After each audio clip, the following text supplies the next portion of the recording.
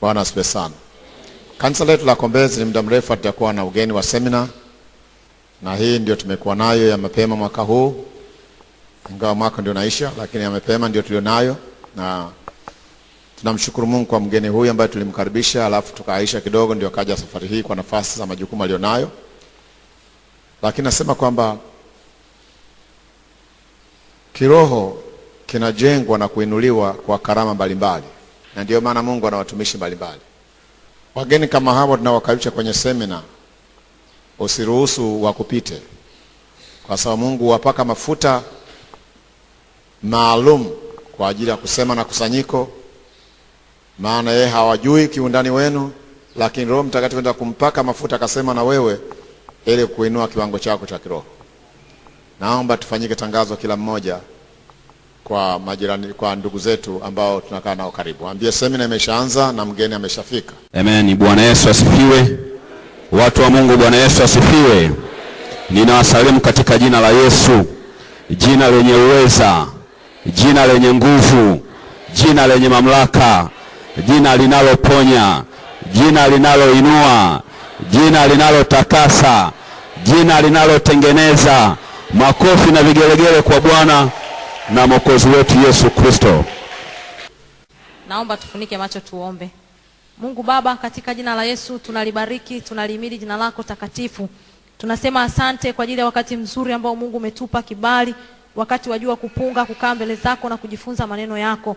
Neno lako linasema palipo na wawili au watatu, wewe Mungu uko katikati yao. Jioni ya leo Bwana, tunauliza uwepo wako katikati ya maisha yetu na katikati ya ibada hii Mfalme. Ninaomba ukaseme na mioyo yetu, ukaguse maisha yetu.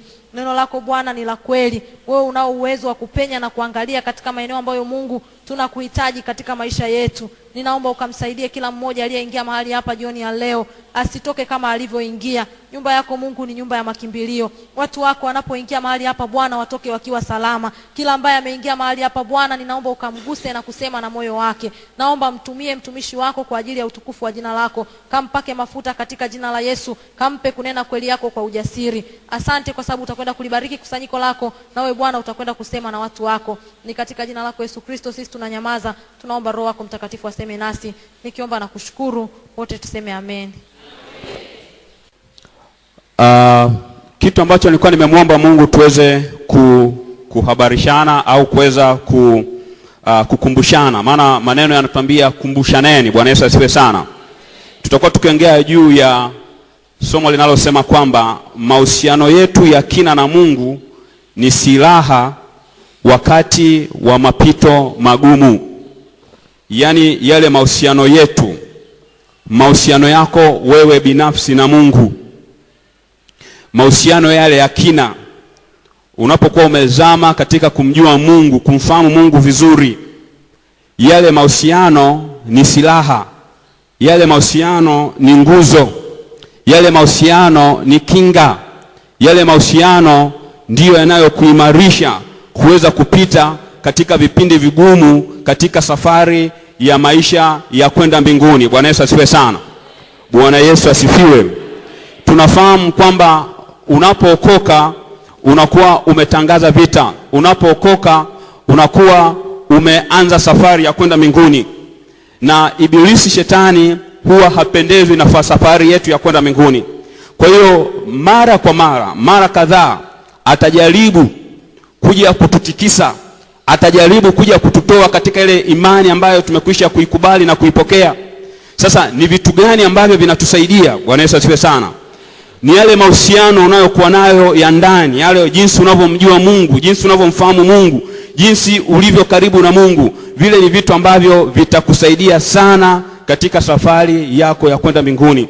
Kwa hiyo katika semina hii ninakuhamasisha kwamba uwe ni Mkristo ambaye maisha yako au mahusiano yako na Mungu yanakuwa siku hadi siku. Uwe ni mtu ambaye unakuwa katika kumjua Mungu. Bwana Yesu asifiwe sana. Yaani viwango vyako vya kumjua Mungu vile vinapanda, vinaendelea kukua, vinaendelea kuongezeka. Na kuongezeka kwa kiwango cha kumjua Mungu huwa kunaonekana. Bwana Yesu asifiwe sana. Kunaonekana kwa nje, kunaonekana katika mambo mbalimbali, kunaonekana tunapokuwa tumekutana na mambo fulani fulani, kunaonekana hata jinsi tunavyoitikia mambo ya Mungu, kunaonekana hata jinsi tunavyojitoa mbele za Mungu, kunaonekana hata jinsi tunavyojitoa katika masuala ya ibada, kunaonekana hata jinsi tunavyopita katika majaribu. Kile kiwango chako cha kumjua Mungu huwa kinadhihirika katika nyakati za namna hiyo. Bwana Yesu asifiwe sana. Bwana Yesu asifiwe. Kwa hiyo ninataka nikuhamasishe kwamba uwe ni mtu ambaye unakuwa katika mahusiano yako na Mungu, yawe yanaongezeka, yawe yanakuwa makubwa. Bwana Yesu asifiwe sana. Yesu Kristo mahali fulani katika kitabu cha Yohana sura ya 16 na mstari wa 33 akawaambia wanafunzi wake, akasema, duniani mnayo dhiki, lakini jipeni moyo, mimi nimeishinda. Bwana Yesu asifiwe sana.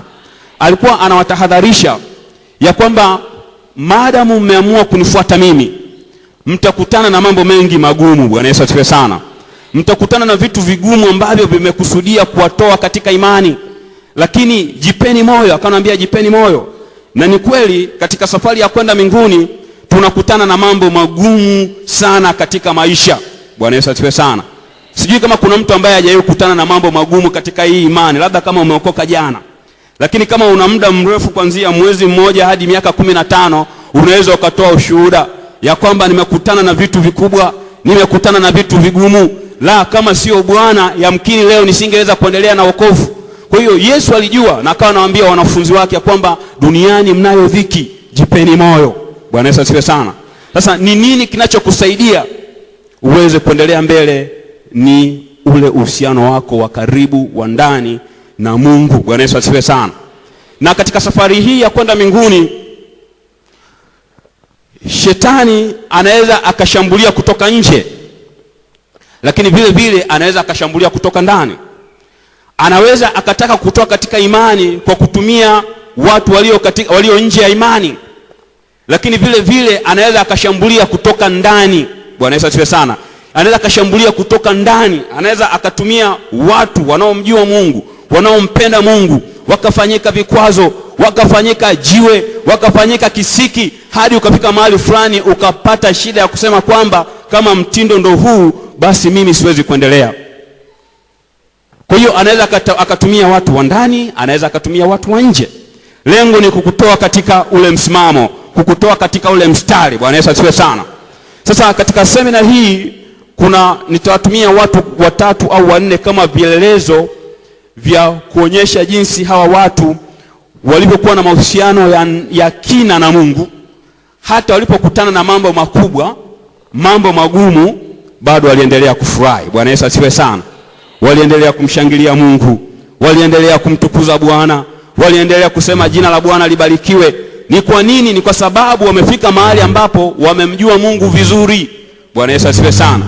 Wamemfahamu Mungu vizuri. Yale mahusiano yao yanawafanya wanashangilia hata wanapopita katika moto, wanashangilia hata wanapopita katika dhiki kubwa sana. Hawaioni ile dhiki, hawaioni yale matatizo, wanaendelea kumuona Mungu kwa sababu mahusiano yao na Mungu yamekuwa ya viwango vya juu sana, kiasi kwamba hawatishwi na mambo yanayoonekana na mambo yanayowazunguka. Bwana Yesu asifiwe sana. Bwana Yesu asifiwe.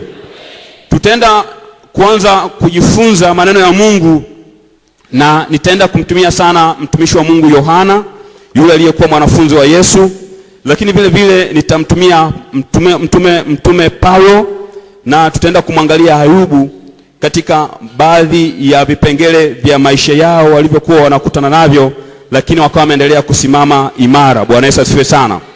Tutaenda kuanza na huyu mtumishi wa Mungu anayeitwa Yohana, ambaye habari zake za kwanza kabisa tutaenda kuzisoma katika vitabu viwili. Kitabu cha kwanza ni kile kitabu cha waraka wa kwanza wa Yohana, sura ya kwanza mstari wa kwanza hadi wa 4. Yohana wa kwanza sura ya kwanza mstari wa kwanza hadi wa 4. Alafu tutafungua tena kitabu cha Ufunuo wa Yohana sura ya kwanza mstari wa 9 hadi wa 10.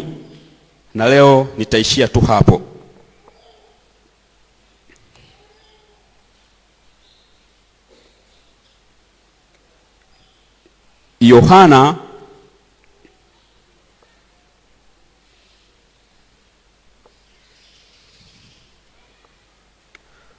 Yohana wa kwanza, waraka wa kwanza wa Yohana sura ile ya kwanza mstari wa kwanza hadi wa 4. Alafu andika kitabu cha Ufunuo sura ya kwanza mstari wa 9 hadi wa 10. Na kwa kuwa tumekwisha kuomba, nitaenda kwanza kusoma kile kitabu cha waraka wa kwanza wa Yohana sura ya kwanza mstari wa kwanza hadi wa 4. Alafu nitaenda kusoma kitabu cha Ufunuo sura ya kwanza mstari wa 9 hadi wa 10. Maneno ya Mungu yanasema, lile lililokuwapo tangu mwanzo, tulilolisikia, tuliloliona kwa macho yetu, tulilolitazama na mikono yetu ikalipapasa, kwa habari ya neno la uzima. Na uzima huo ulidhihirika, nasi tumeuona, tena twashuhudia na kuwahubiri ninyi ule uzima wa milele uliokuwa kwa Baba, ukadhihirika kwetu. Hilo tuliloliona na kulisikia twawahubiri na ninyi, ili nanyi pia mpate kushirikiana nasi, na ushirika wetu ni pamoja na Baba, ni pamoja na Mwana wake Yesu Kristo. Na haya twayaandika ili furaha yetu itimizwe. Bwana Yesu asifiwe sana. Huyu ni mtumishi wa Mungu Yohana, ambaye anaanza kuandika habari za kitu anachokijua, si vitu alivyohadithiwa. Unapoendelea kusoma pale, anatoa mafundisho kwa katika ile kanisa la kwanza, akisahihisha baadhi ya mafundisho yaliyokuwa mapotofu, mafundisho ambayo hayakuwa sahihi, ambayo yalilenga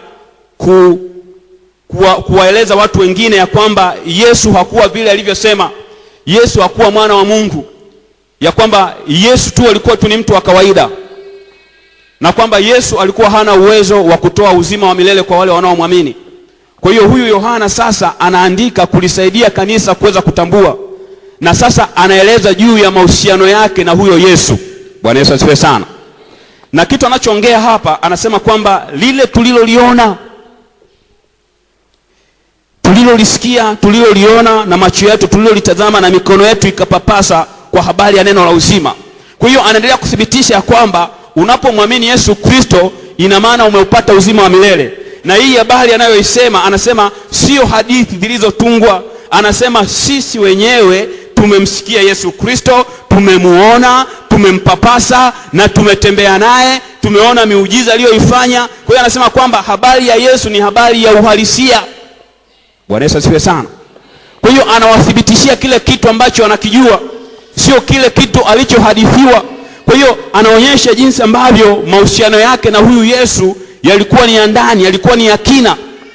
Na ni mahusiano haya na Yesu Kristo ambayo alikuwa nayo kwanza kwa kuwa mwanafunzi wake, na amemwona Yesu katika harakati mbalimbali. Amemwona Yesu akifufua wafu, amemwona Yesu akiponya wagonjwa, amemwona Yesu akinyamazisha bahari. Kwa hiyo akawa na ujasiri wa kuongea habari za Yesu, kwa sababu amemwona na amekutana naye na ameishi naye, na ule uwezo wake anaofahamu. Sasa anaanza kuambia watu wengine habari za huyu Yesu. Bwana Yesu asifiwe sana.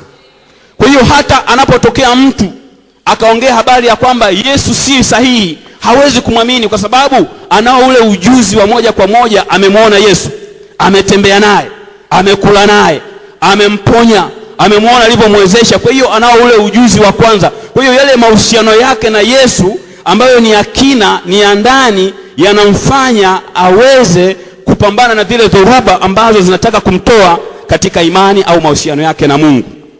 Bwana Yesu asifiwe sana.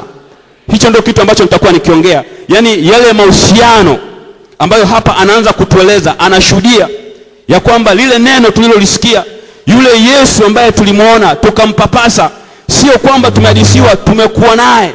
Kwa hiyo sasa linapokuja shauri lingine kutoka nje ya kwamba huyo Yesu sio sahihi au hakuwa mwana wa Mungu, anao ushuhuda wa kutosha, na yale ni mahusiano ya kina ya yeye na Yesu Kristo.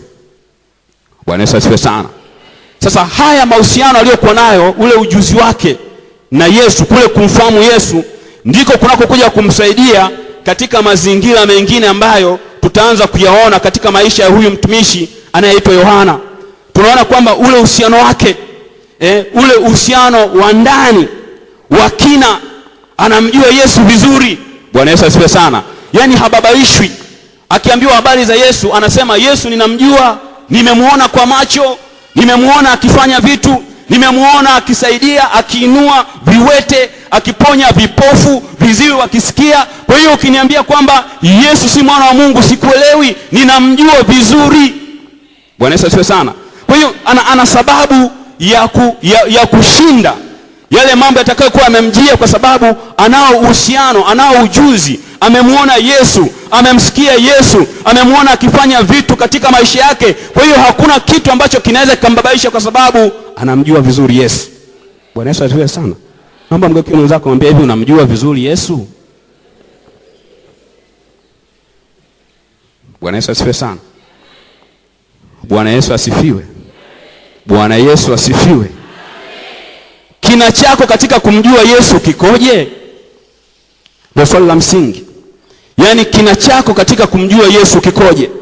Maana kule kumjua Yesu na kina chako kunaweza kukawa ni sababu ya wewe kuendelea vizuri mbele hata unapopata misukosuko. Lakini kama kina chako, kama ule ujuzi wako, ule ufahamu wako, kule kumjua Mungu, kumjua Yesu Kristo, kama sio kwa kina, ni rahisi sana kupeperushwa, ni rahisi sana kutikiswa, ni rahisi sana kuambiwa habari nyingine na ukaamini. Lakini kama umemjua vizuri, unaweza kuwa na uwezo wa kusimama kama Yohana anavyosema. Anasema, lile neno tulilolisikia, yule Bwana tuliyempapasa, yule tuliyemuona, tulitembea naye, tuliona akiinua viwete, tulimuona akizibua masikio ya viziwi, tulimuona vipofu wakiona. Anasema, yule mtu ninamjua vizuri. Kwa hiyo semeni msemalo, ninajua kwamba huyu ni mwana wa Mungu. Semeni msemalo, ninajua kwamba huyu ndio Masihi. Semeni msemalo, ninajua huyu ni Mwokozi, ameniokoa. Kwa hiyo semeni mnalosema, mimi huyu Bwana ninamjua.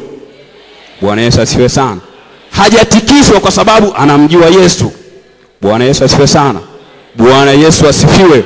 Sasa tunaingia katika hatua nyingine ya huyu mheshimiwa mtumishi wa Mungu, ambaye sasa anapoendelea kushuhudia juu ya ujuzi wake na Yesu, jinsi anavyomjua Mungu, lakini sasa anakutana na matukio mengine magumu zaidi, matukio ambayo yangeweza kumsababisha aweze kutoka katika imani. Lakini ule ujuzi, ule ufahamu wake, yale mahusiano yake ya kina, jinsi anavyomjua Yesu, yanamsaidia kuweza kusimama imara katika mitikisiko inayomkumba katika imani. Anaendelea kusimama kwa sababu anamjua Yesu. Hasumbuliwi na haya mambo yanayokuja na vimbunga vinavyopita, vinavyotoka nje na vile vilivyomo ndani, vinavyokuwa vinapita, vinamkuta amesimama imara kwa sababu anamjua vizuri sana Yesu.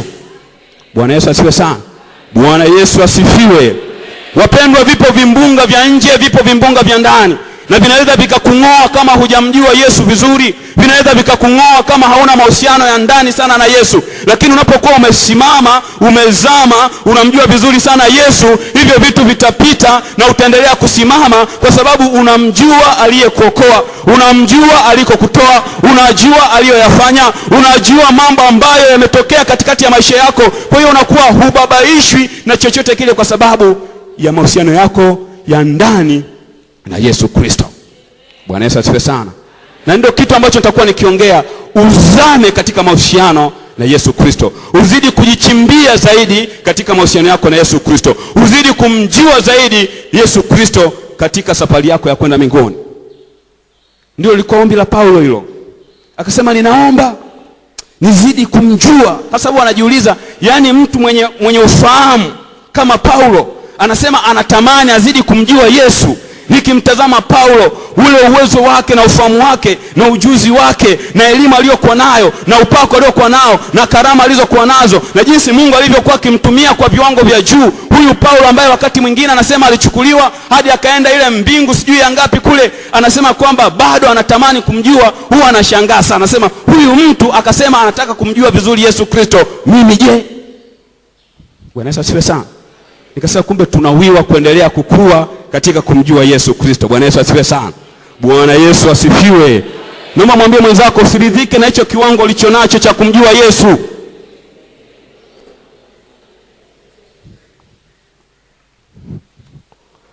Hatutakiwi kuridhika, tunatakiwa tuendelee kukua kutoka imani hadi imani. Kiwango cha kumjua Yesu kutoka katika kila daraja, tuendelee kupanda, tuendelee kukua na tuendelee kuona uko katika daraja gani, jinsi unavyoitikia Bwana Yesu asifiwe sana. Kama huyu mtu tunavyoenda kumuona katika hii hatua inayofuata, ni mtu ambaye anamjua vizuri sana Yesu. Kwa hiyo anapokutana na misukosuko, anapokutana na mitikisiko, bado anaendelea kusimama, ni kwa sababu alikuwa amemjua Yesu, amesimama naye. Na ndio maana hapa amesema lile tulilolisikia, lile tulilolipapasa, lile tuliloliona, neno la uzima, Yesu aliye hai, mwana wa Mungu, ndio hilo ambalo tunalisema. Kwa hiyo alikuwa hana hadithi, isipokuwa ana uhalisia wa mambo. Bwana Yesu asifiwe sana. Sasa tunapokuja katika hatua ya pili, nataka tumuone huyu mtumishi wa Mungu Yohana. Hapa tunapata simulizi zake, anatuelezea juu ya ule ufahamu wake na ujuzi wake na mahusiano na Yesu Kristo. Anasema kwamba anamfahamu, anamjua, amemuona, amempapasa. Kwa hiyo alikuwa ni mtu ambaye hababaishwi, ana ujuzi wa kutosha kuhusu neno la Mungu, anamjua vizuri Yesu Kristo.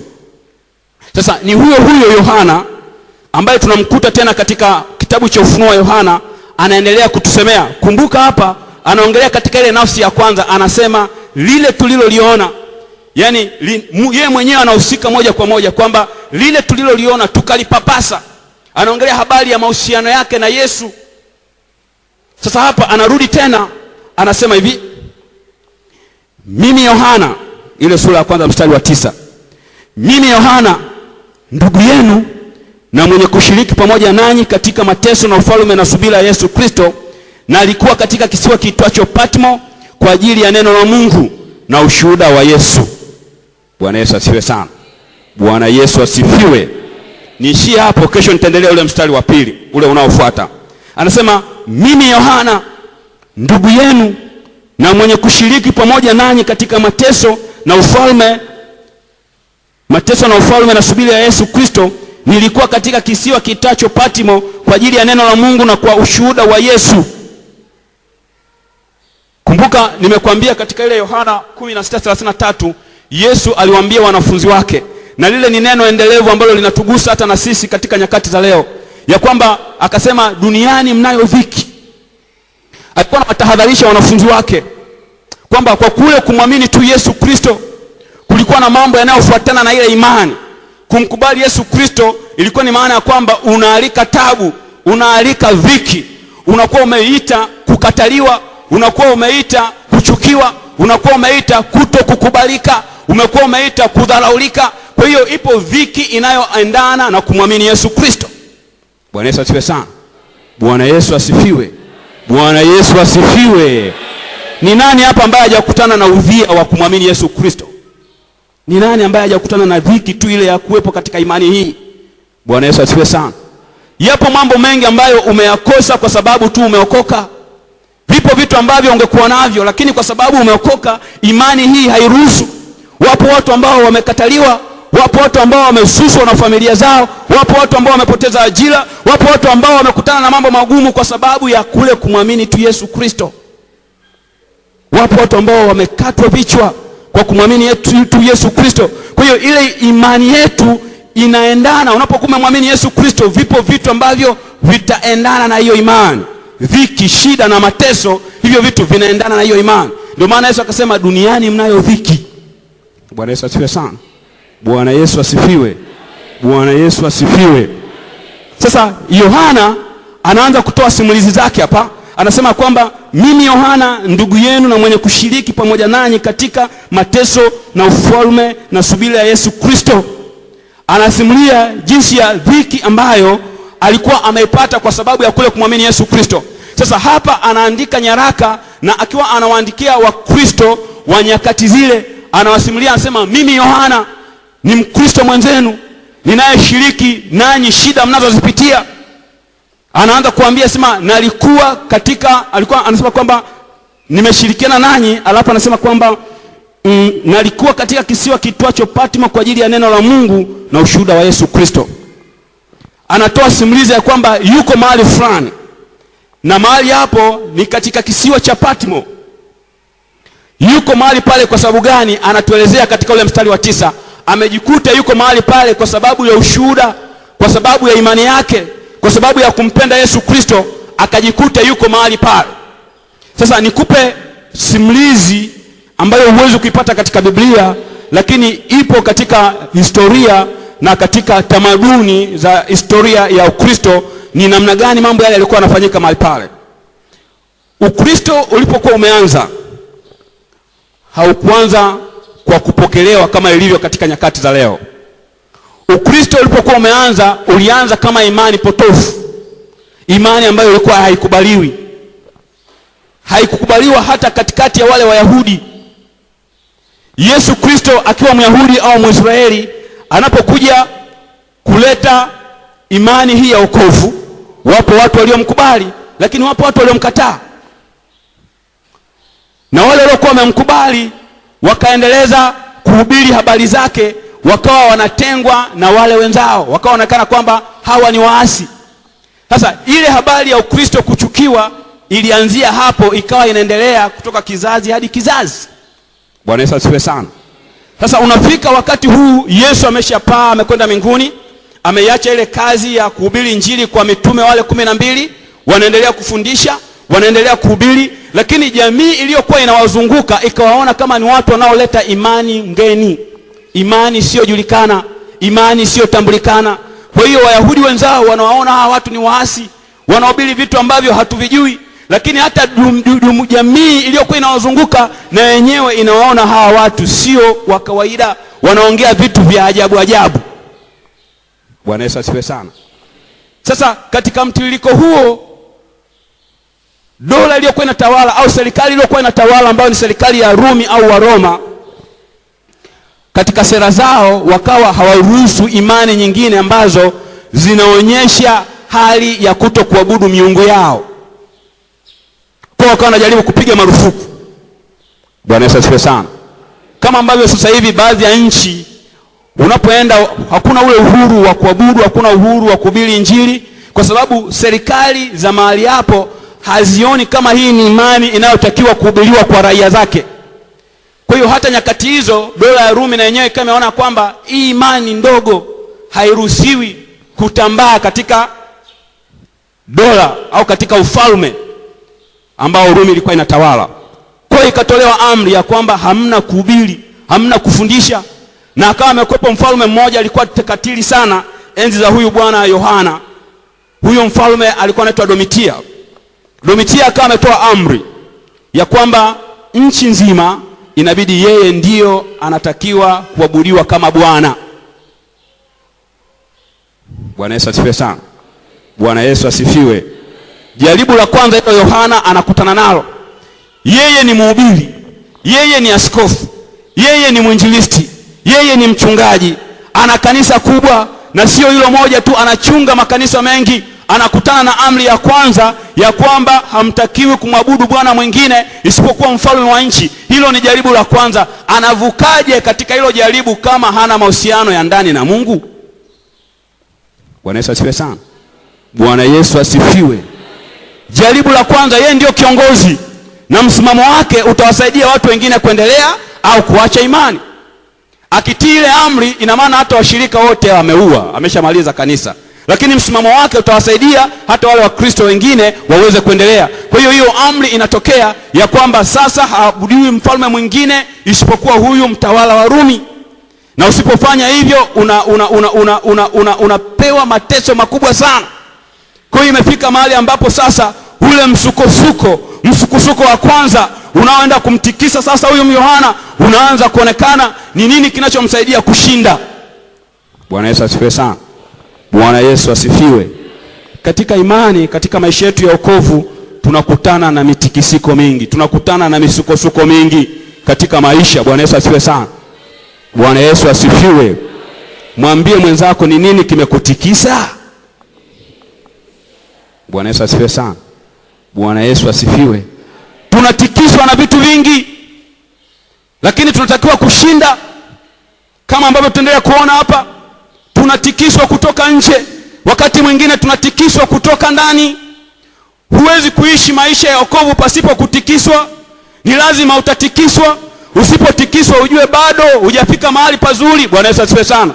Waswahili wanasema kwamba mtu wenye embe ndio unaopigwa mawe, mtu wenye embe ndio unaotikiswa. Kama wewe utikiswi ujue bado embe haunazo. Mkristo ambaye anamjua Mungu na anakwenda mbinguni, utakutana na mitikisiko ya aina mbalimbali ambayo nitaendelea kukuonyesha, lakini unatakiwa kushinda. Yohana amekutana na kizingiti cha kwanza, anaambiwa aamue nini kitakachoenda kufanyika mahali pale. Bwana Yesu asifiwe sana. Sasa mtumishi wa Mungu yeye anayesema kwamba Yesu nilimuona, Yesu ninamfahamu, Yesu nimetembea naye, nimemuona amefufua wafu, nimeona ameinua viwete, nimeona akiponya vipofu, nimeona akifungua viziwi, huyu Yesu nimemuona, alafu leo anaambiwa usimwabudu, anasema hicho kitu hakiwezekani. Huyu bwana mimi ninamjua. Bwana Yesu asifiwe sana. Bwana Yesu asifiwe. Akasema hapo mmekosea, huyo mnayesema nisimwabudu ninamjua, sijamsikia tu, nimeona akifanya mambo makubwa. Kwa hiyo hilo ni tangazo ambalo haliwezekani. Niko tayari kwa lolote, lakini sio kulitilo amri, kwa sababu huyu bwana mimi ninamjua. Bwana Yesu asifiwe sana. Ndio maana pale akasema kile tulichokiona, tukakipapasa, tukakisikia, tunakitangaza. Sasa hamwezi kutuambia tukili vinginevyo kwamba hayupo. Tumemuona, kwa hiyo fanyeni mnachotaka. Mahusiano ya kina, kumjua Yesu vizuri, kuna kufanya uwe na ushindi unapokutana na mambo magumu. Bwana Yesu asifiwe sana. Bwana Yesu asifiwe. Muulize mwenzako, unamfahamu Yesu kwa kiwango gani?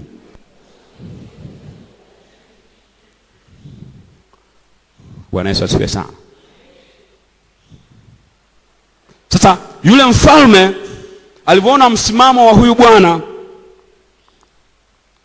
akatoa amri ya kwamba huyu bwana lazima awe ni fundisho. Watu watakapoona kitu ambacho tumemfanyia, ujeuri utawaisha, ujeuri utawatoka, lazima uwe misimamo yao itaisha. Sasa yapo mambo fulani yaliyofanyika pale ambayo sasa huwa ni mitazamo. Wapo wanatheolojia wanaoamini ya kwamba Yohana alipewa adhabu. Adhabu ya kwanza wanasema kwamba yalichemshwa mafuta, lami ikawa inachemka. Wakaendelea kumwambia, ndugu, tumekwambia ni lazima uache kufundisha na kuhamasisha watu kumwabudu huyo Bwana. Tunataka Bwana aabudiwe ni mmoja, naye ni mfalme wa dola hii au wafalme hii. Wakasema vinginevyo, ili pipa linalochemka hapa la mafuta, wewe ndio utakayetumbukizwa humo ndani. Akapewa uchaguzi huo. Kwa hiyo unaikana imani au unamkana Yesu unapona, au unamkana Yesu unatumbukizwa kwenye mafuta, au upone kwa kusema kwamba haya sisi tunaamua kuacha kumwamini huyo Yesu. Kwa hiyo hizo ndio chaguzi mbili alizokuwa amepewa. Bwana Yesu asifiwe sana. Bwana Yesu asifiwe. Kwa yale mafuta yanachemka, alafu unaambiwa ya kwamba hayo mafuta yanayochemka, hatuchemshi viazi wala hatutumbukiza kuku humo, tutakutumbukiza wewe kama utaendelea na huo msimamo wako. Kwa hiyo Yohana anatazama yale mafuta yanachemka, yanachochewa vizuri, lakini anasema ya kwamba huyo mnayemwambia, mnayesema nisimwabudu, mimi ninamjua. Bwana Yesu asifiwe sana. Sitishiki na hayo mafuta, niko tayari si kutumbukizwa tu katika mafuta, bali hata kukatwa kichwa, lakini ninaufahamu, ninajua, ninampenda, nimemuona, amenisaidia, ameniokoa, ameniponya, ninaenda mbinguni. Kwa hiyo hapo mtakuwa mnanirahisishia kazi ya kwenda kumuona kule aliko. Kwa hiyo fanyeni mnachofanya. Bwana Yesu asifiwe sana. Bwana Yesu asifiwe. Hivi wewe ungekuwa na uchaguzi huo ungefanyaje? Mwambie mwenzako, hivi ungefanyaje?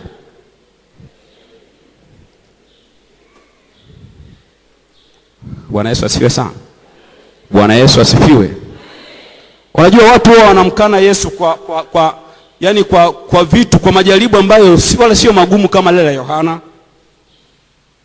Majaribu tu ya chakula, kuvaa, kukosa ajira, magonjwa. Hujaona mtu ameokoka amefika mahali fulani amebananishwa sana, anaona huko hakuwezekani, akaenda kwa waganga wa kienyeji. Hamjaona hiyo? Jamani, hamjaona? Jamani, hamjaona? Hujaona vitu tu vya kawaida vidogo ambavyo huwezi kuvilinganisha na hiki alichopitia huyo mtumishi vikimtoa mtu katika imani? Hamjaona? Vipo. Sasa Yohana amepewa hilo hapo, Sasa kama wewe chakula tu, mavazi, kukosa mahali pa kulala panaweza kukufanya ukamwache Yesu, je, ukichemshiwa pipa la mafuta linawaka hivi alafu akwambie usipomkana Yesu tunakuingiza humo, utahimili kweli? Bwana Yesu asifiwe sana. Mwambie mwenzako, kama jaribu tu la chakula na mavazi linakushinda, utahimili kuchemshwa kwenye mafuta?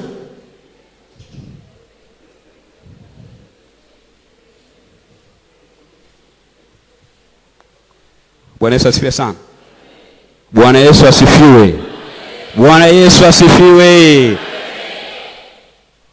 Ujiona watu wanamwacha Yesu kwa sababu tu ya ajira imekaa vibaya, yani watu wanamwambia hapo usipofanya hivi, yani anaona sasa hapa ngoja tu kwanza nipige kona alafu baadaye nitarudi kule mbele ya safari.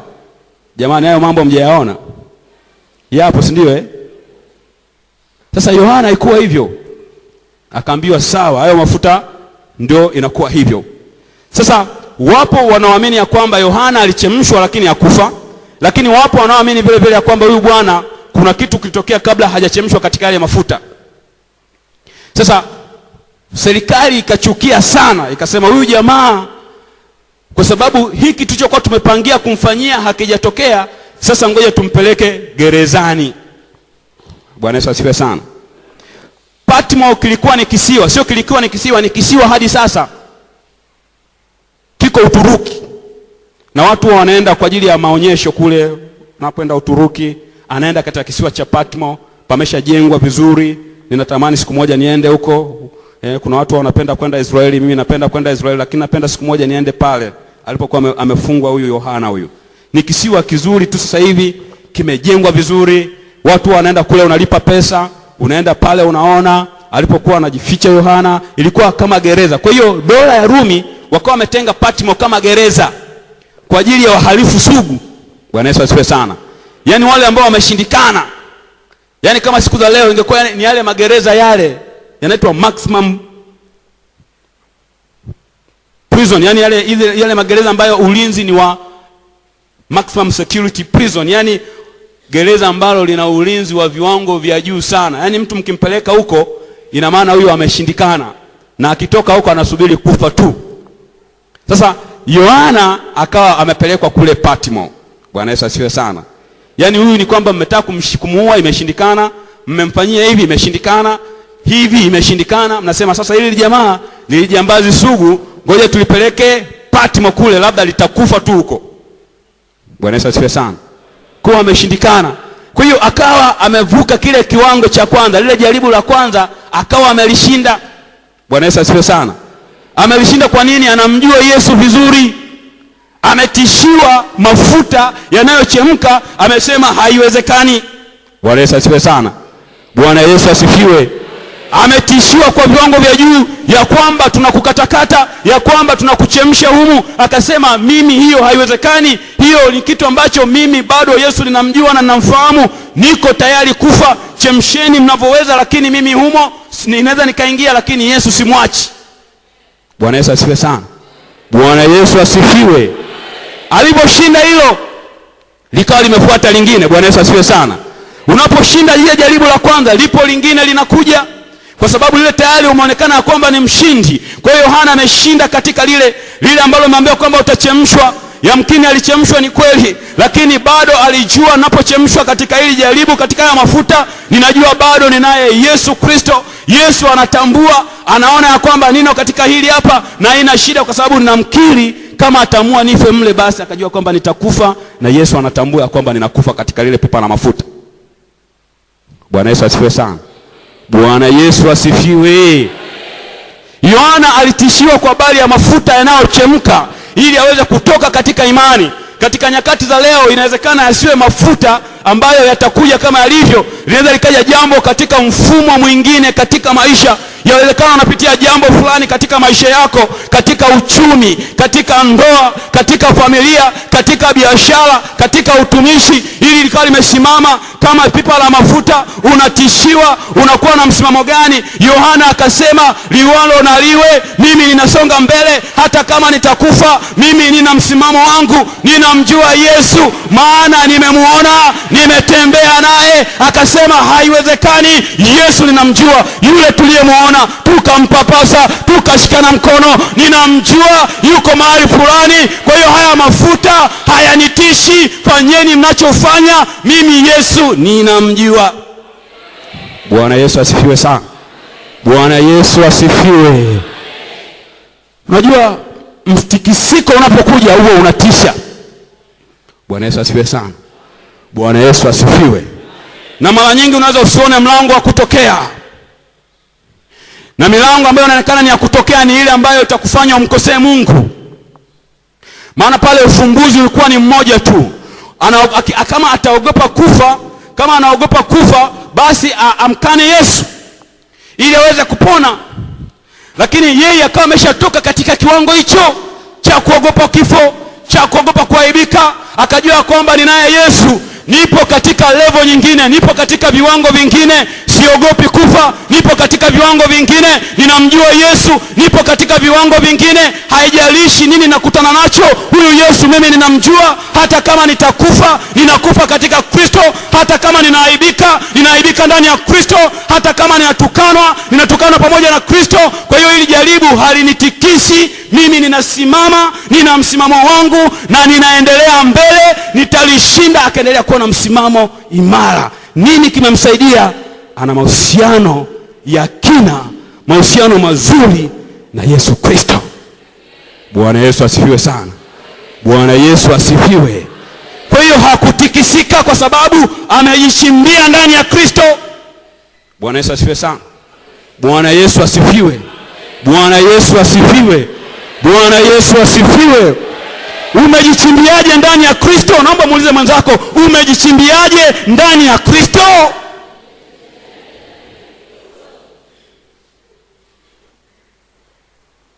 Ukiwa na mahusiano yao ya juu tu hapa, yani unaweza kangolewa tu nje.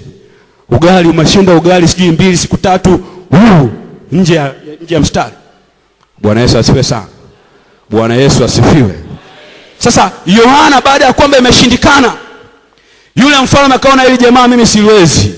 Kama halitishiki na mafuta, ngoja sasa nilikomoe, ninalipeleka kule Patmo. Akakuta ametupa Patmo kule, akakuta amekaa kule, na ndio akiwa kule anapata ufunuo. Bwana Yesu asifiwe sana. Bwana Yesu asifiwe. Bwana Yesu asifiwe. Bwana Yesu asifiwe. Mfalme anafikiri amemkomoa Yohana, anapompeleka kule kisiwani ili aendelee kuteseka. Akiwa katika kile kisiwa, akiwa anateswa, anapata ufunuo. Katika shida akapata ufunuo wa mambo yanayokuja, mambo yanayohusu hata nyakati zetu. Lakini hakupata akiwa katika raha, alipata akiwa katika majaribu mazito. Katika hayo alitulia, alafu Mungu akasema naye. Bwana Yesu asifiwe sana. Ndio maana anasema mimi Yohana ndugu yenu katika Bwana, na ambaye ninashirikiana na nyinyi katika mateso. Yaani hayo mateso mnayoteswa, msifikiri nyinyi tu, hata na mimi ninayo. Bwana Yesu asifiwe sana. Bwana Yesu asifiwe.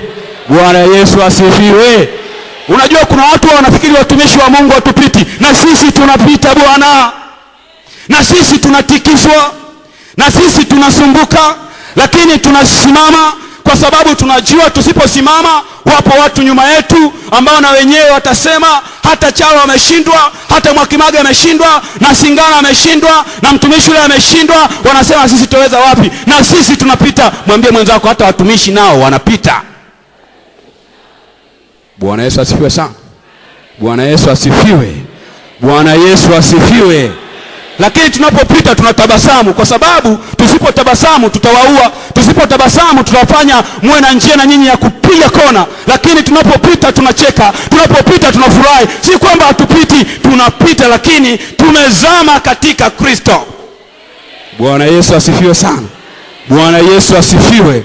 Kwa hiyo nawaambia, nami ninashiriki katika tabu mnazopitia, na mimi ninapita, lakini kiwango changu ni tofauti na cha kwenu. Bwana Yesu asifiwe sana.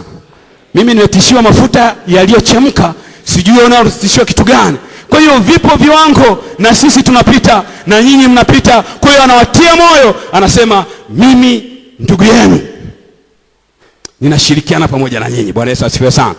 Na mimi pia ninayo mitikisiko yangu, Sema nilikuwa katika kisiwa cha Patmo kwa sababu ya neno la Mungu, kwa sababu ya ushuhuda. Kwa hiyo kule Patmo anawaambia kwamba nimejikuta nipo katika kisiwa hiki, katika shida, katika mateso haya ninayokutana nayo, si kwa sababu nyingine, ni kwa sababu mimi ni mhubiri, kwa sababu mimi nimempenda Yesu, kwa sababu ya imani yangu imenifanya nijikute nipo mahali pa shida, mahali pa dhiki, mahali magumu sana. Ni kwa sababu ya hii imani ambayo ninayo.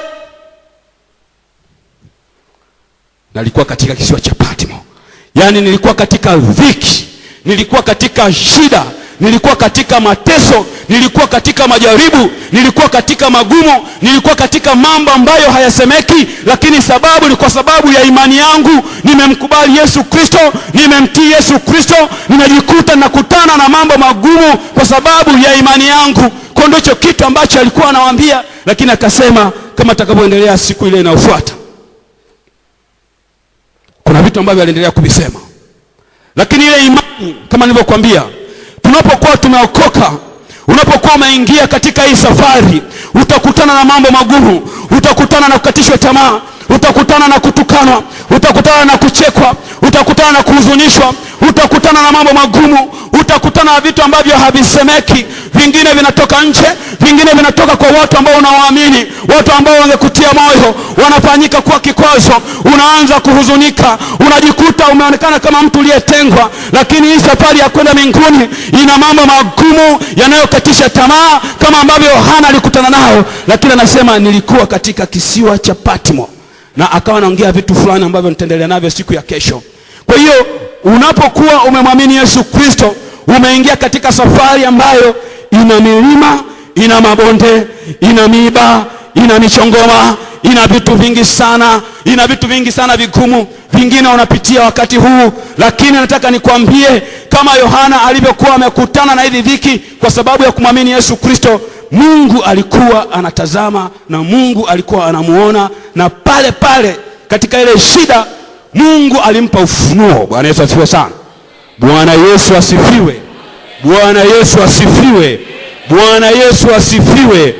Akiwa katika ile dhiki, katika ile shida, Mungu akamtumia ujumbe, Mungu akasema naye, Mungu akaendelea kumwonyesha ya kwamba pamoja na haya yote unayopitia, mimi bado ni Mungu, niko pamoja na wewe.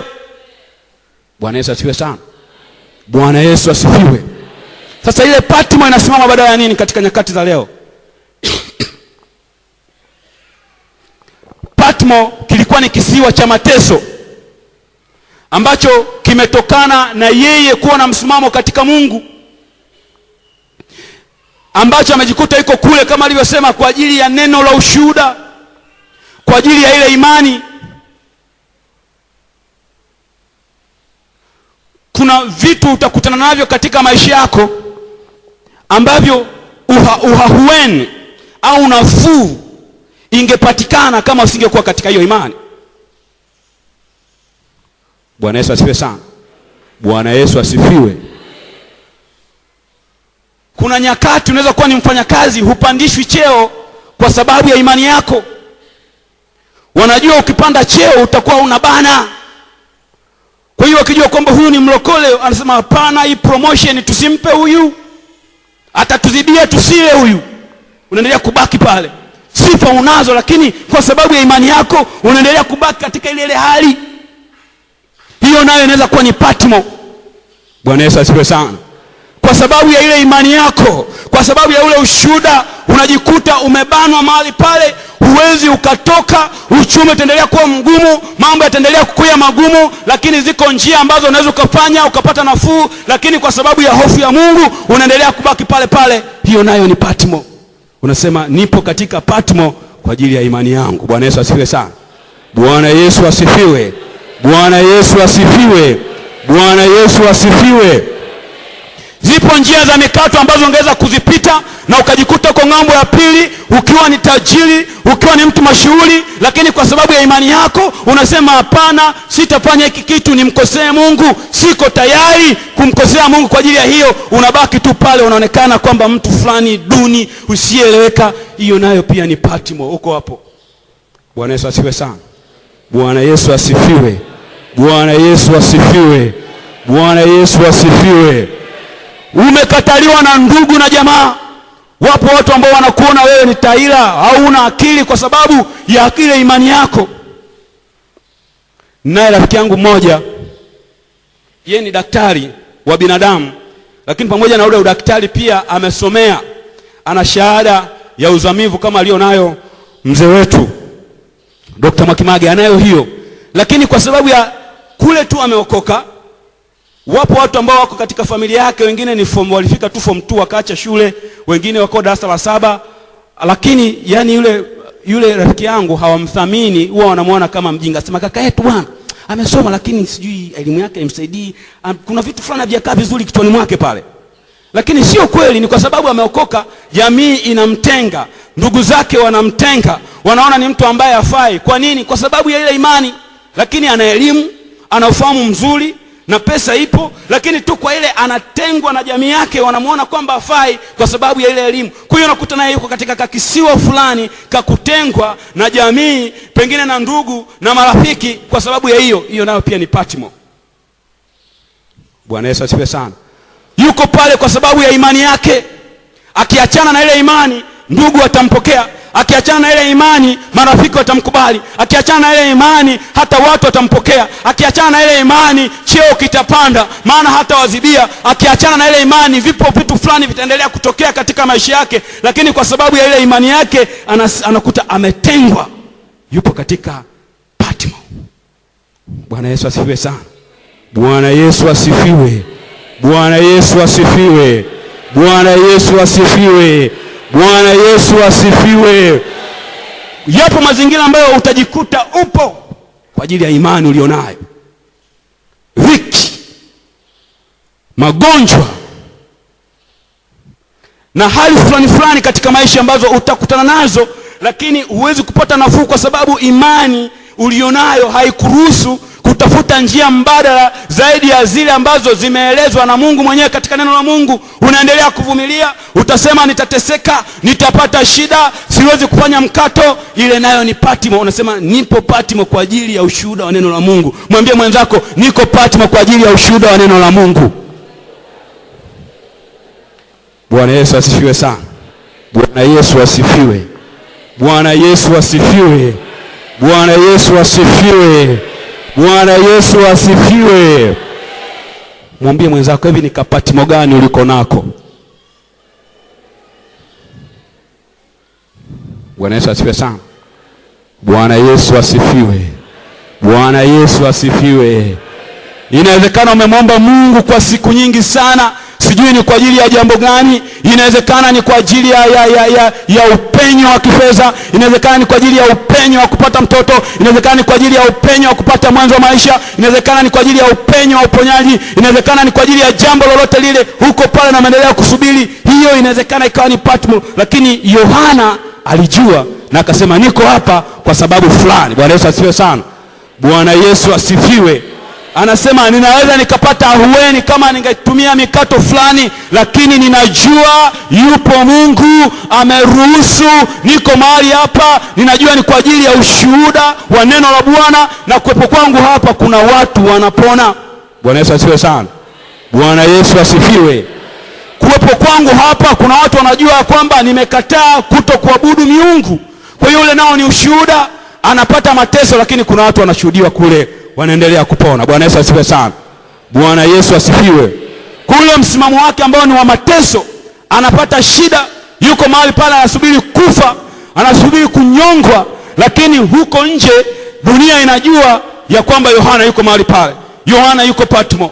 Yohana amekataa kusujudu miungu. Huyu bwana yamkini naye Mungu. Kwa hiyo shida nyingine unaweza kunazipata, lakini watu wengine wanapata ushuhuda. Wanasema huyu mlokole hataki kupokea ile pesa. Unapata shida, lakini watu tayari jina la Bwana linatangazwa. Unaangaliwa mjinga, lakini jina la Mungu linainuliwa kwa ajili yako. Kwa hiyo uko Patmo, lakini kuna watu wanaendelea kupata ushuhuda ya kwamba yule jamaa ni mtu fulani. Bwana Yesu asifiwe sana. Bwana Yesu asifiwe. Bwana Yesu asifiwe. Kwa mtumishi wa Mungu yuko mahali pale kisiwani, anasema niko hapa, ninajua ni kwa ajili ya Bwana. Bwana Yesu asifiwe sana. Bwana Yesu asifiwe. Niko hapa lakini ni kwa ajili ya ushuhuda wa neno la Mungu. Ninaweza nikapata mikato, lakini sitaki kwa sababu niko kwa ajili ya Bwana. Bwana Yesu asifiwe sana. Bwana Yesu asifiwe. Naomba mwambie mwenzako ni kwa ajili ya Bwana. Mwambie ni kwa ajili ya Bwana. Naweza nikafanya mikato, lakini ni kwa ajili ya Bwana. Bwana Yesu asifiwe sana. Bwana Yesu asifiwe. Sasa nini kinampa ushindi katika mazingira ya namna hiyo? Ni ule mahusiano yake na Yesu Kristo. Bwana Yesu asifiwe sana. Ndio maana anasema kwa ujeuri sana katika ile waraka wa kwanza wa Yohana sura ya kwanza, anasema lile tuliloliona, lile tulilolisikia, lile tulilolipapasa, huyu Yesu, Bwana Yesu asifiwe sana, ninamjua, siko tayari, ninamjua,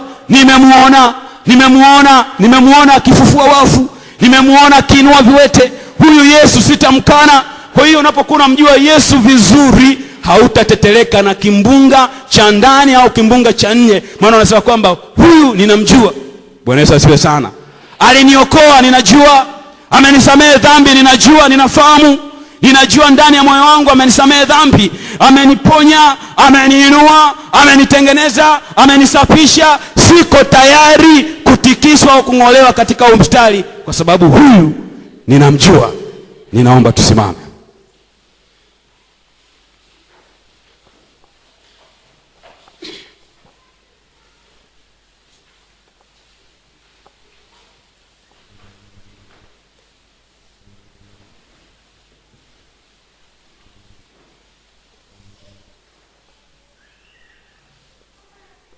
Ninapomalizia ningependa tuweze kufanya maombi kwa dakika kama 2-3.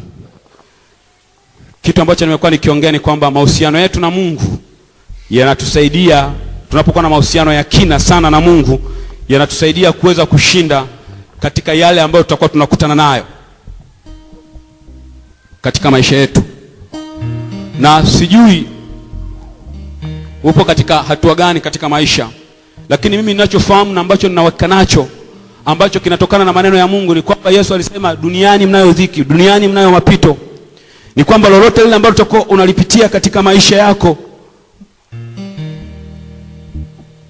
lina mambo mawili, aidha kukuimarisha katika Bwana au kukutoa katika Bwana. Lakini tunacho kielelezo cha huyu mtu ambaye yeye alishinda, ni kwa sababu ya mahusiano yake na Mungu. Kwa hiyo kwanza nataka niombe juu ya chochote kile ambacho kipo katikati ya maisha yako ambacho yamkini ni Patmo.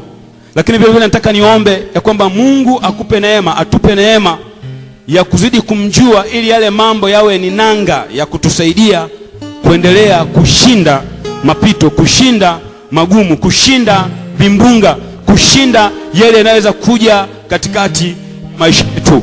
Kwa ndio vitu ambavyo nilikuwa nataka niweze kufanya. Kwa hiyo niombe tuweze kuimba pambio yoyote ya kumwabudu Mungu, alafu hapo nitakupa maelekezo ambayo tutaenda kumwomba Mungu kwa pamoja.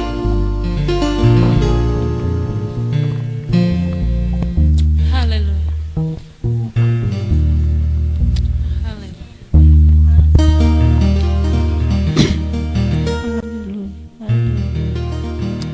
Damu ya Yesu inanena mema, damu ya Yesu inanena mema,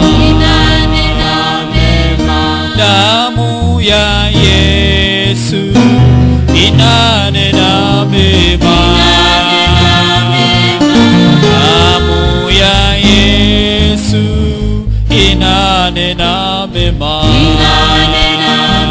inanena mema, inanena mema, inanena mema, inanena mema,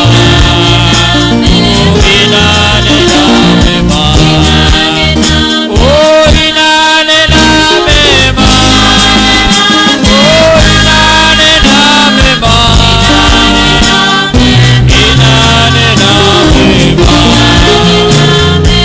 inanena mema, oh inanena mema, inanena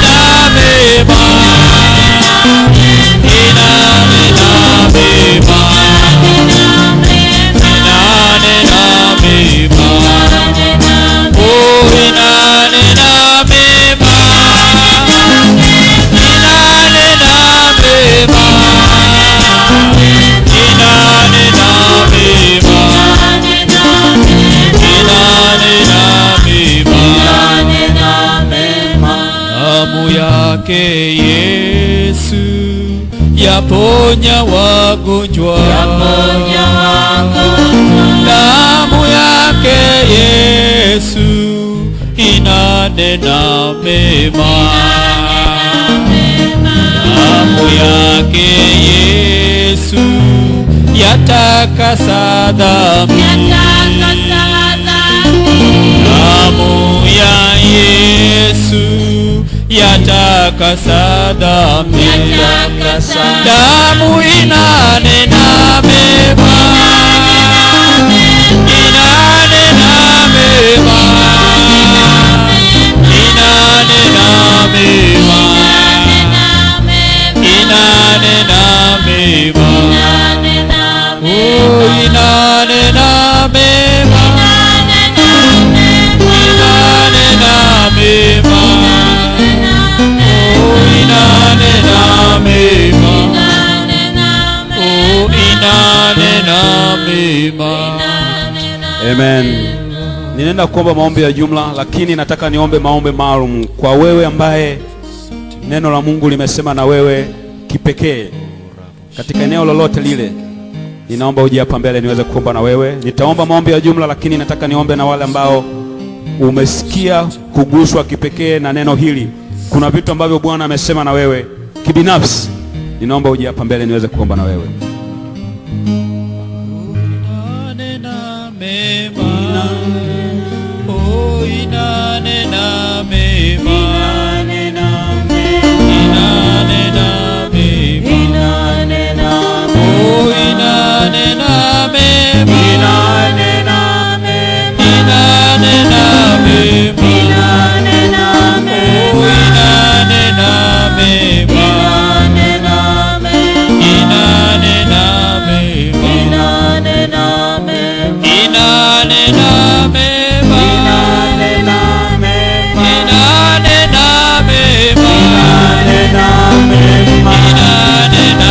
mema, inanena mema, inanena mema, Nawakaribisha wachungaji tunapoenda kuomba wote kwa pamoja. Mama wachungaji, naomba tutapita hapa mbele. Tutakuwa tunaomba wote kwa pamoja. Tunaenda kuomba. Nikiwaongoza katika hayo maombi, ninaomba wekea kila mtu mkono. Mimi nitakuwa nikiomba kwa ujumla wa hawa watu, lakini baadaye pia nitaomba juu ya wote ambao tumekuja hapa ili Roho Mtakatifu aendelee kulihuisha na kulizamisha lile neno ambalo tumeendelea kujifunza. Roho Mtakatifu ndiye mwalimu mkuu, akaendelea kulinyambulisha hata katika yale maeneo mengine ambayo yamkini sijaweza kuyasema, lakini Roho Mtakatifu akaendelea kukuonyesha kwamba lile lilikuwa na maana hii na kulipeleka zaidi hata katika maisha yako ya kila siku, katika zile shughuli zako, ili neno likaendelee kufaa hata katika eneo hilo. Kwa hiyo tunaenda kuomba sasa. Nitaomba kwa jumla, watumishi wa Mungu watakuwa kiweka mikono juu ya kila mmoja, na mimi nitapita hapo, na hapo ndio tutakapoenda kumalizia. Ninaomba tuendelee kuimba hiyo wimbo au pambio nyingine yoyote ile. Inanena mema, Hallelujah. Hallelujah. Baba, katika jina la Yesu, jina lenye uweza na nguvu na mamlaka, jina lipitalo majina yote, katika jina la Yesu Baba, katika jina lenye uweza, nguvu na mamlaka, ninaomba neema yako na uweza na nguvu zikaendelee kutenda kazi katika jina la Yesu, kwa namna ambayo Bwana umesema na mtumishi wako huyu. Ninaomba neema yako katika jina la Yesu Kristo, Mungu wa uzima, Mungu wa utukufu, Jehova ile Jehova Nisi, El Shaddai Elohimu. Ninaomba neema yako na uweza na nguvu za Roho Mtakatifu katika maisha ya mtumishi wako huyu, katika jina la Yesu. Lile eneo ambalo Bwana umesema naye, Roho Mtakatifu, ninaomba ukamhurumie kwa namna ya ajabu katika jina la Yesu, kwa jina la Yesu, kwa jina la Yesu. Neema ya Bwana, uweza na nguvu za Roho Mtakatifu katika jina la Yesu, katika eneo lile ambalo Bwana umesema naye, ninaomba neema yako na uweza likamguse kwa namna ya ajabu katika jina la Yesu, katika jina la Yesu. Baba wa utukufu, Mungu Mwenyezi, unamjua vizuri mtumishi wako huyu kuliko anavyojijua yeye. Baba, ninamleta mbele zako, neema yako na uweza wako na eneo lile ambalo Bwana anahitaji upenyo katika jina la Yesu, katika jina la Yesu Kristo. Neema yako Bwana na uwezo na nguvu za Roho Mtakatifu zikaendelea kutenda kazi kulingana na uhitaji na jinsi alivyosikia, katika jina la Yesu, kwa jina la Yesu, katika jina la Yesu, katika jina la Yesu. Neema yako na uwezo wako na nguvu yako Bwana vikatende kazi katika jina la Yesu, katika jina la Yesu. Neema yako Bwana na uwezo wako kwa jina la Yesu, kwa jina la Yesu Kristo, Baba wa uzima, Mungu mwenyezi, Mungu mwenye mamlaka, katika jina la Yesu, kwa jina la Yesu, kwa jina la Yesu, kwa jina la Yesu, kwa jina la Yesu, kwa jina la Yesu, kwa jina la Yesu, kwa jina la Yesu, kwa jina la Yesu Kristo, katika jina la Yesu, katika jina la Yesu Kristo, katika jina la Yesu, katika jina la Yesu, katika jina la Yesu Kristo, katika jina la Yesu, jina lenye uweza, jina lenye nguvu, jina lenye mamlaka, jina lipitalo majina yote, Baba wa uzima, watu wako, katika jina la Yesu, kwa jina la Yesu, kwa jina la Yesu, kwa jina la Yesu Kristo, katika jina la Yesu, Baba wa uzima, Mungu mwenye enzi, Mungu mwenye mamlaka, ninakushukuru Baba kwa ajili ya jioni njema leo. Kwa jina la Yesu Kristo ninalikuleta kusanyiko hili mbele ya kiti chako cha enzi. Kila mmoja wetu Bwana aliyekuja mahali hapa, aliyesikia, katika jina la Yesu ninaomba neema yako, ninaomba uweza wako, ninaomba nguvu zako, ninaomba mamlaka yako, utendaji kazi wa Roho Mtakatifu vikaendelee kutenda kazi Bwana katika maisha ya kila mmoja aliyeko Bwana katika kanisa hili, katika jina la Baba, jina la Mwana, jina la Roho Mtakatifu. Baba wa uzima, naomba nikushukuru. Amen. Na sisi tunaimba haleluya, na sisi tunaimba haleluya. Asante Bwana mabwana. Hebu mahali ulipo mshukuru Mungu. Hebu mwambie Bwana asante kusema nami jioni leo. Shukuru Bwana mahali ulipo. Hebu mwinulie Bwana sauti yako ya kumshukuru, kwa sababu hakika Bwana ametuhudumia jioni ya leo. Baba yetu uliye juu mbinguni, katika jina la Yesu Kristo wa Nazareti, mwana wa Mungu aliye hai, neema yako ni ya ajabu. Asante Bwana kwa mtumishi wako, asante Bwana kwa neno lako, asante Bwana kwa sababu Bwana hakika umenena, umewagusa watoto wako katika jina la Yesu. Asante Bwana kwa sababu Bwana umekwisha kutoa mlango wa kutoka katika majaribu yao katika jina la Yesu. Asante Bwana kwa kuwatia nguvu watu wako na kuwaimarisha na kuwainua Bwana kwa utukufu wako. Baba nakubariki, Baba nakutukuza, Baba nakupa heshima, Baba nakupa sifa na utukufu katika jina la Yesu, mwana wa Mungu aliye hai. Hebu mshangilie Bwana kwa makofi mengi. Haleluya. Asante Bwana Yesu. Asante Bwana wa ajabu. Asante Bwana uliye hai.